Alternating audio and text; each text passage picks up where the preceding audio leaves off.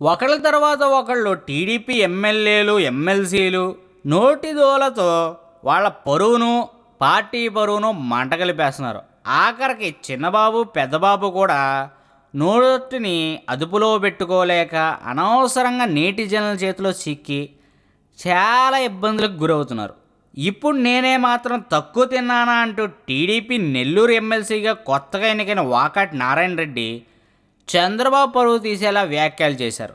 MLC ఎన్నికల్లో గెలిచిన వాకాటిని media ప్రతినిధులు మీ గెలుపుకు కారణమేంటని ప్రశ్నించారు.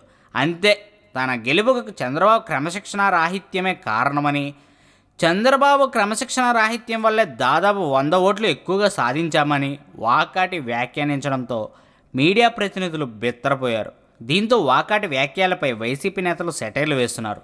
నెల్లూరు స్థానిక సంస్థల ఎమ్మెల్సీ గెలుచుకునేందుకు చంద్రబాబు క్రమశిక్షణ రాహిత్యంతో కోట్లాది రూపాయలను టీడీపీ నేతలు వెదజల్లారని, దానివల్లే టీడీపీ గెలిచిందని, ఇప్పుడు వాకాటి కూడా ఆ విషయాన్ని ఒప్పేసుకున్నారని చెబుతున్నారు. ఇలా తెలిసి తెలియక జగన్ని తిట్టాలని అత్యుత్సాహంతో తమ బండారాన్ని బయట పెట్టుకుంటున్నారు చంద్రబాబు, ఆయన తనయుడు లోకేష్. ఇప్పుడు తెలుగు తమ్ముళ్ళు కూడా వారి బాటలోనే ఇష్టం వచ్చినట్టు మాట్లాడుతూ పార్టీ పరువు తీస్తున్నారు. అది సంగతి.